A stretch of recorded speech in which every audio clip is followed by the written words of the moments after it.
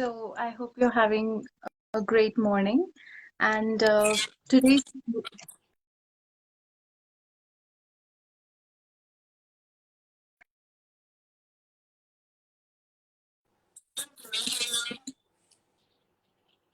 Hi, I'm hello. fine. Can I be heard? Yes, I can hear you now. Hello? So Okay. I I think was there was a glitch. introducing our audience to you. So as everybody knows that who you are and who you're such a talented artist. And Priyal combines her photography and visual art to create exquisite artwork. And she creates those artworks which are known as covenant art and photography art.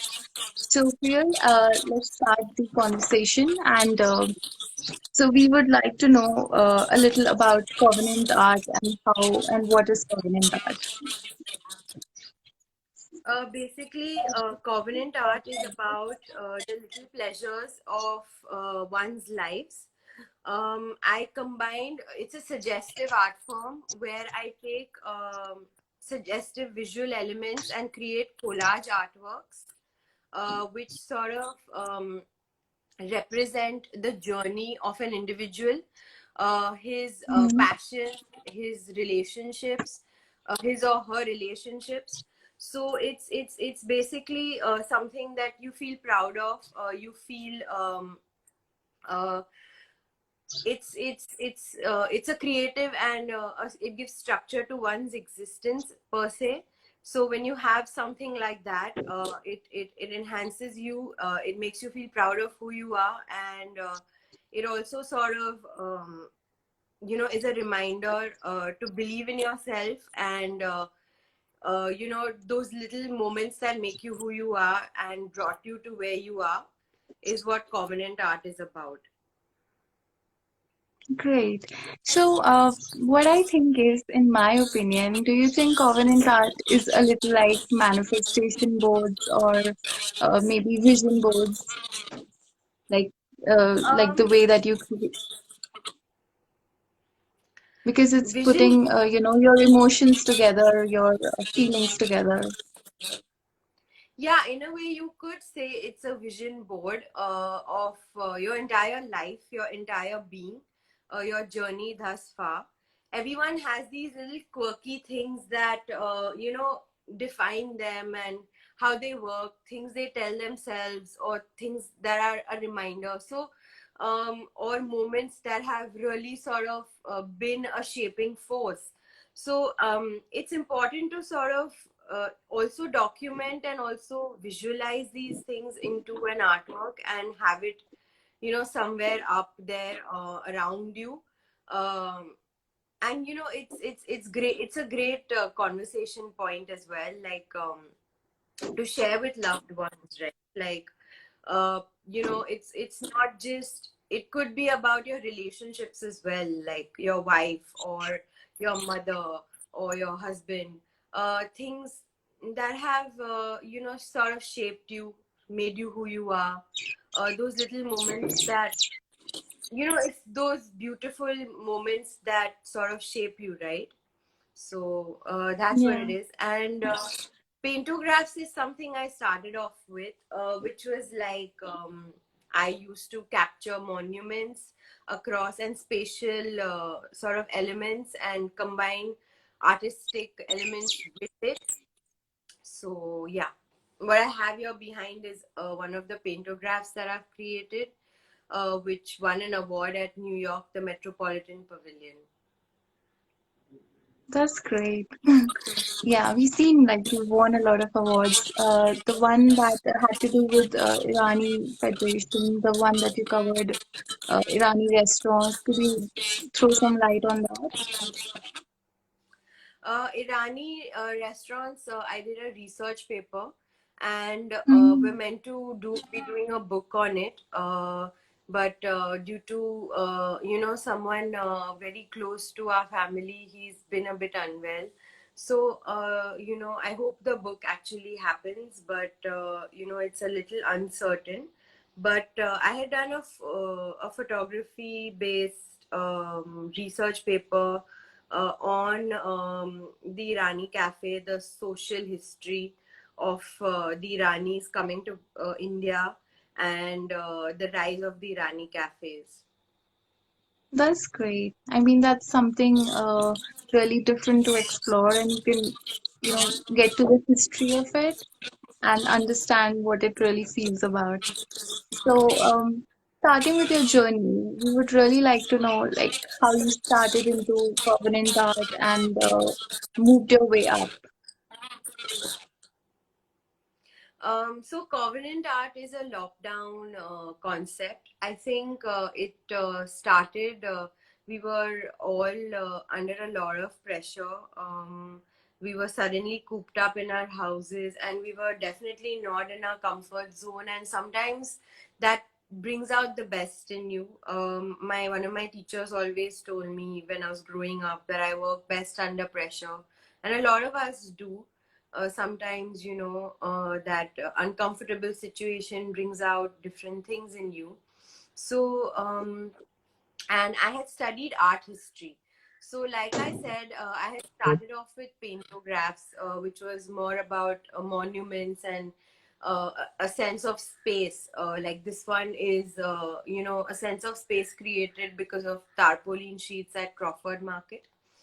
But I was like, this is what I really like and I'm passionate about, because my grandfather was a builder. My paternal grandfather was a builder. My maternal grandfather was an architect. So that sense of spaces just sort of came to me naturally. But I wanted to push the boundaries and think about what truly matters to me and how it can impact the world in a certain way. So I didn't want to limit myself to just what I like and what I'm enjoying and naturally comes to me. So it was about just pushing the boundaries, and I realized that over the period of years I'd had a few difficulties, I'd had a few ups and downs, which made me lose touch with myself, which is possibly one of the worst things that can happen to someone.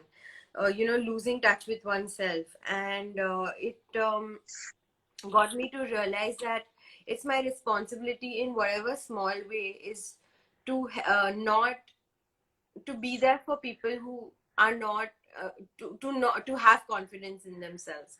So it came to sort of those amazing moments to capture them into an artwork via taking interviews and sort of getting into their psyche and really delving deep into who they are, so that it's a reminder that you've come this far, you're doing great, you have loving people around you, and those moments are there as a reminder in front of you. So and I had a mentor I used to speak to, who I used to bounce these ideas on. So we sort of ruminated and brainstormed and finally came up with and then, like, I spoke to a few close family and friends about the idea. We did a few interviews, just impromptu with close people, and it just took off from there, slowly, organically.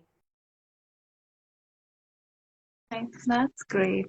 I mean, it Suddenly. really has, I think it inspires our audience.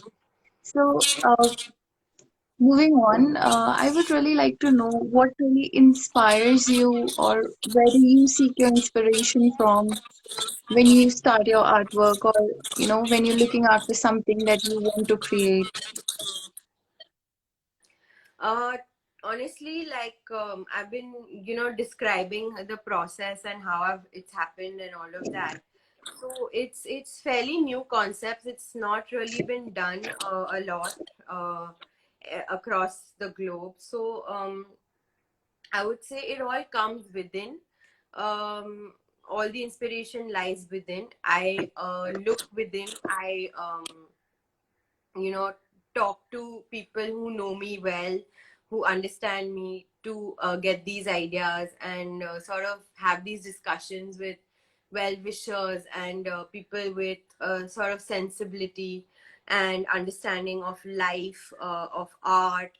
So I owe it to a lot of amazing people around me, mentors, family, friends who understand this space, who understand life, who have a great understanding and a deep sort of understanding for life. And their perspectives are really valuable to me. So just having like my parents, for example, have been a great shaping force. So a lot of the inspiration behind the artwork, my thoughts, it's about the way I've been brought up with a lot of spiritual values, with a lot of philosophical values. So I owe it to all these wonderful people around me who have in fact shaped me and been so very supportive, and given me a very loving environment. So it's these elements that enhance my thoughts, and you know, I'm able to create and do what I do. Like it was my Yeah. parents who sort of encouraged me into photography, and then obviously I branched out into art. And like my first art class was also because my mom pushed me into it. So that's what it is. That you're right. Having, supportive family or a community or people that you really, are associated with can really push you to explore new things and explore even in your own vertical, I think. Yes. So, is there something that you've learned over the years or, in your journey that you have realized experientially, which is very important or which is very, maybe you haven't, come across that kind of a factor before that you would like to, tell our audience or people who have just started in this? I think my greatest realization has been about giving importance to those very minute little moments in life, which I want to sort of have as a reminder for myself. Like, I've made that my work, I've made that my profession, so that I can learn from others. When I'm doing these interviews, it's a constant reminder that see, this person got so beautifully enhanced in life because of such a little thing that happened. Like for example, just yesterday I was having a conversation with my mother, and she just came and sort of, I was a little disturbed, and I was like, can you spend some time with me? So she just spending that little time with my mother just enhanced me, and I just felt elevated again. So it's important to realize the right people in your life, to value them, to give them importance. At the same time, to be in touch with yourself, your journey. What are the little things that have shaped you? What has sort of enhanced you? What has what are the what are your own ideologies? Like for example, your ideology could be to write a note which reminds you to be focused, or have your goals put up, or sort of read more, or maybe it could be things that you avoid. Like a lot of people get disturbed with the news. So you've told yourself that I'm not the kind of person who gets into news. Like for me it was like to avoid a 9 to 5 job. So if you then go against your own beliefs, what is so it's important to know that these are your beliefs. I think the movie The Sky is Pink, there was a dialogue that about the title of the movie itself, that it doesn't really matter whether the sky is actually blue, but the sky is actually pink for you, right? So it just is that way. So you don't need to go against your own thoughts, your own ideologies, the way you operate as such. So, and a lot of times the world makes you feel like you need to change, you need to be a certain way. वो norms बना देते हैं कि आपको ऐसे ही होना है. You need to think this way. You need to be more money minded. But I feel money comes along as long as, I'm not an expert on money matters, to be honest, but this is what I believe, and I'm hoping for the best. Is that, and I have also experienced it. Is that you focus on be doing what's right for you and what's right for your loved ones, and being considerate, and things automatically flow. Yeah, you're absolutely right. And I really love the part where you quoted the film. It actually resonated with me as well. And it was a great movie. So, I mean, I went through your COVID series, I went through your Jugaad series. So what was the inspiration behind that? And your detail to capture those little moments, or catching that a man selling something, and a worker that's just a civil worker that's just standing there. It's absolutely amazing. So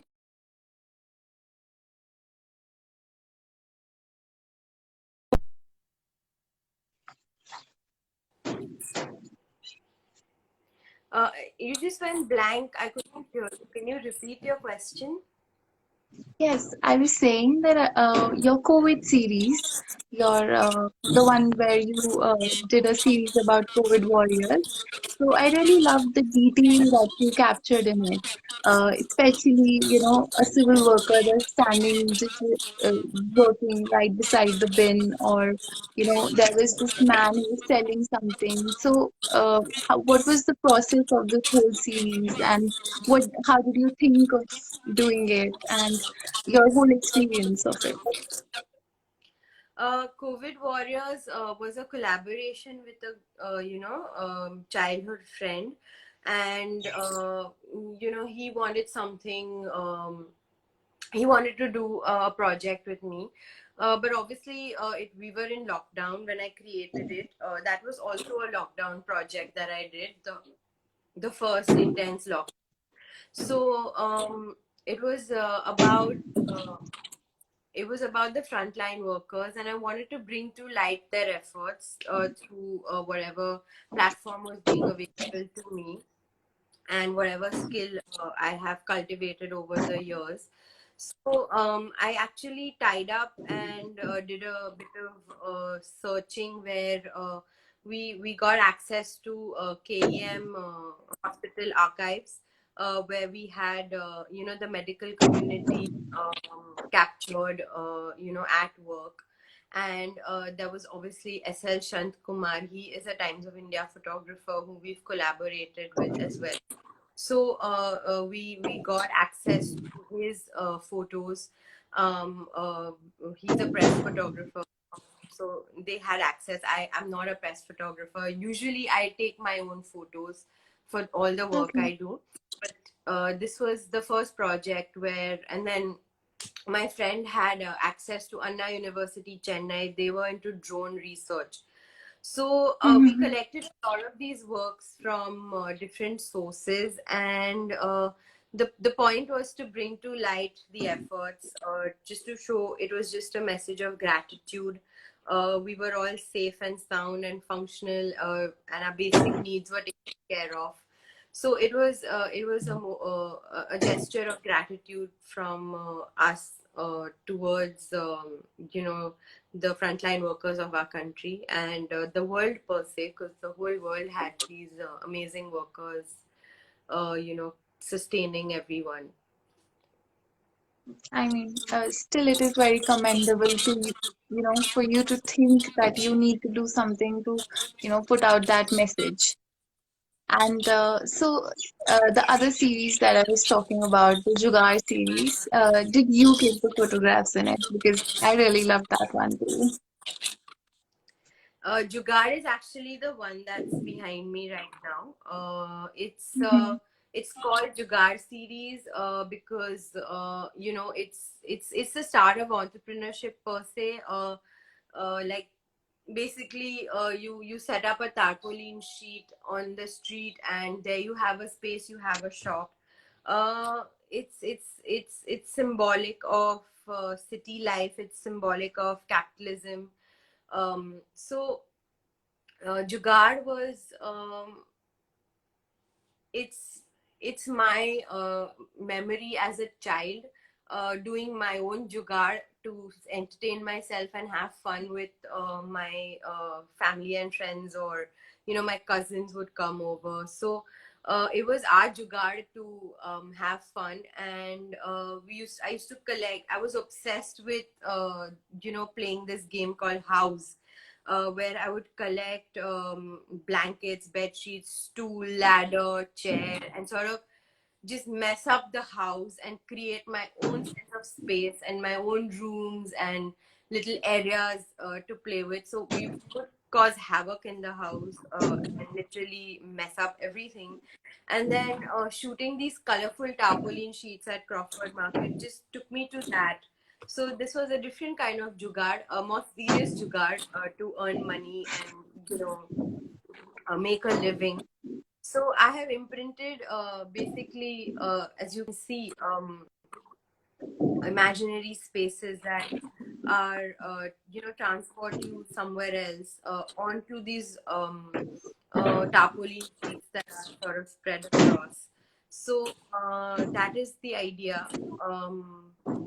The connection that I drew between the tarpaulin sheets and my memory house, both being a very jugaad kind of a thing. So yeah, and it actually got exhibited at the Metropolitan Pavilion. So I'm sure like everybody in India is definitely aware of the word jugaad because we try to find things to we cannot we always need to fix things, I think.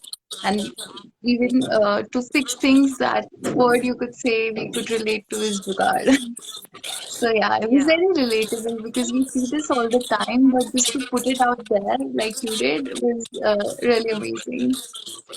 So, except for photography, is there any other interest that played a important role in your artwork as well? So, like I always say this, it's really important, I feel, to have like other constructive activities that you're engrossed in besides your profession. So, like I cook, I play golf, I do abstract watercolor. So I've not played golf in a year and a half since we've been in this COVID situation. I did go once to the course, but yeah, I mean, golf was a great way to um, you know channelize your energy and sort of get you more focused and technically more precise, and sort of understanding when you're in the zone, and how it was just about practicing and getting into the zone. So it was more obvious to me when I'm in the zone and when I'm not, and that awareness sort of came. Cooking is a creative activity, so is abstract watercolor. So I do believe that instead of probably watching a sitcom or a show, I prefer engaging in these other constructive activities that get my creative juices going, and it's also a release from the everyday artistic thing that my artistic practice that I do almost every day. um it's a break. It's to rechannelize your energies and sort of have an outlet other than just one single outlet. So yeah, that's what I engage in. That's right. I mean, for me as well, I think cooking has been one of the interests that, takes me or lets me lose down a little bit. And I think everything that you do can be creative in its own way. And it's great to find that hobby and, just try to focus on something else for a little while. And it gives you some more, when you're back at the work, it just gives you more, zeal to do it. Yeah. Absolutely, So, absolutely. Priyal, like, what is it like when you sit down sometimes and, you've decided now you want to work, do you get creative blocks as well?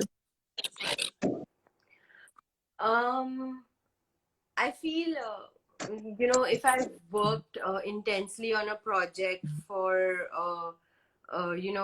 for long hours, I do feel like I do need a break. I need to unwind. I need to realign and, rethink, sort of engage in something else, or just rest, or just do mundane activities like help around the house, clean up, or just organize things around the house. So I do take those breaks, or then just sit and watch some movies or read something.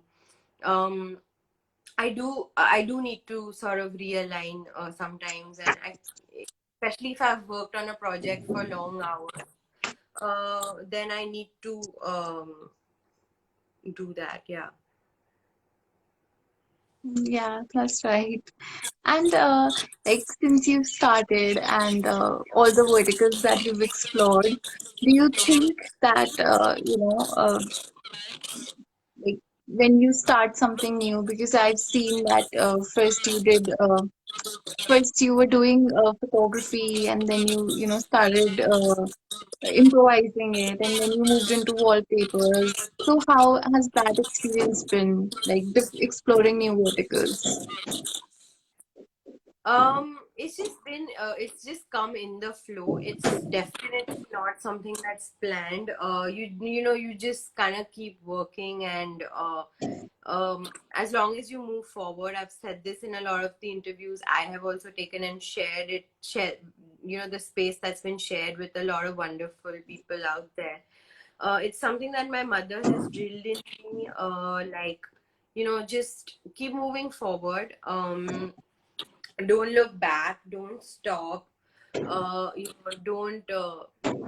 ever stop. So like, just that kind of ideology, you just keep working. So I used to travel a lot when I was doing photography for assignments, and then I would take some time to for myself to shoot my own personal interest kind of photographs. So while shooting, there were a lot of things and ideas that came my way. I was in St. Xavier's, which was a college which promoted and sort of encouraged a lot of extracurricular activities, and I was always in the fine art section of things. So that I got to explore my artistic side in college itself very, very heavily. So it was just a natural process that happened. My mother's given that kind of comfort zone and loving environment, like I said, where it's been a very nurturing experience. She's encouraged me to study. So I've studied art history. I've learned about different art practices, artists that work in a certain way. So my education and work experience, all of that put together, sort of got me to where I am. And my parents have, in fact, been more keen on me doing something in my career and profession than me. Um, they actually saw that potential and spark. They were the first people to see it and notice something that she has a talent, she's capable, she could. So they've encouraged, and I think it's their dream as well to see me succeed and do something wonderful. That's great. Yeah, family, if you don't have the family support, it can get a little hectic to move forward, I think. And if you have your family support, I think the whole process gets a little easier. Definitely, Yeah. definitely. Yeah. So, how has it been for you to reach out to art enthusiasts, people who buy your paintings and your clients, you could say, like, does it affect that, what you do for them kind of forms an emotional bond? Sorry, what I do for them? So the artwork that you create for them, does it form an emotional bond between you and the client, you and the art enthusiast?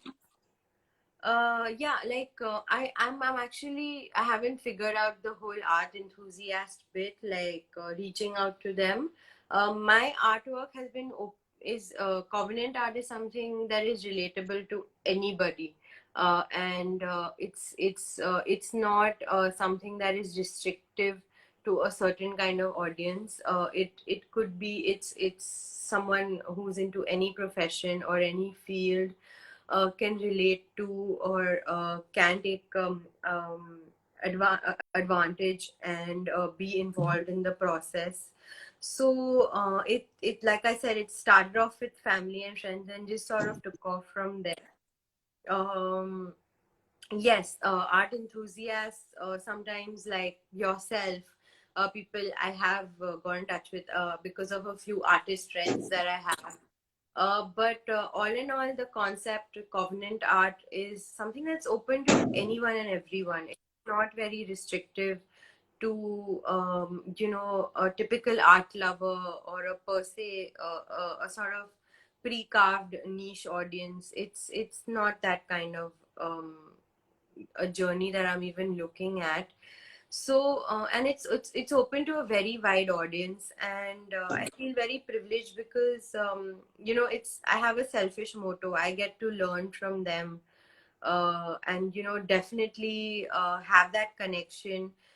Sometimes if a client tells me that this was my favorite song, when I'm creating, I actually listen to that song, and I create. So somehow I get into their shoes, their thought process. I try to understand their sensibility. So it's about getting into their shoes, reading their books or understanding their taste, even with colors and things like that. So it's essentially something that the person I'm doing it for, or it's for them to enjoy and feel proud of, and sort of uh, cherish it for a lifetime. So yeah. Yeah, that's what my question was actually. That this kind of forms an emotional bond that even if you're aware or you're not aware, you get so invested in their lives, and you get to experience life through their eyes while you're creating it. Yeah. Definitely. So I think in the end, what would you advise to upcoming artists and people who want to explore their way into covenant art? How and what should they do, and how should they go about it? I would say, as an artist, you should honestly just do things that practice things that you enjoy. Create the process of creation should be at the forefront, very enjoyable. Um, you should be thrilled, and you should want to wake up and get to your canvas or your computer if it's digital art.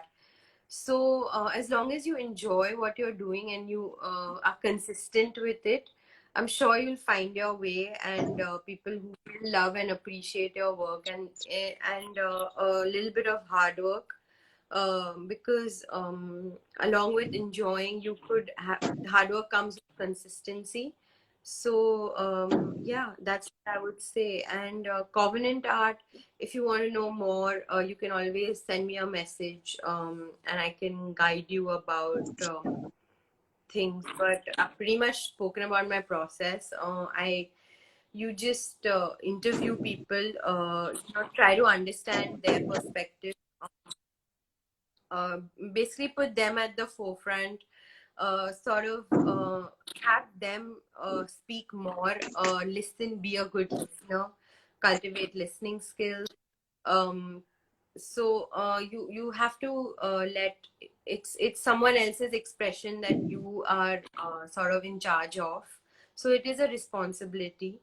So do it well, do it responsibly, and if there's anything you want to know specifically, I'm always open to answer questions. Thank you, Priyal. It has been great talking to you, and we loved you having on our show. And if anyone in the if anyone from our audience wants to get in in touch with Priyal, they can directly DM her or they can go to her website, which we'll place the link in our bio. And it was lovely talking to you, Priyal. And I think if Thank we have any questions, we can take few questions also. But if anybody from the audience wants to ask Priyal anything about the...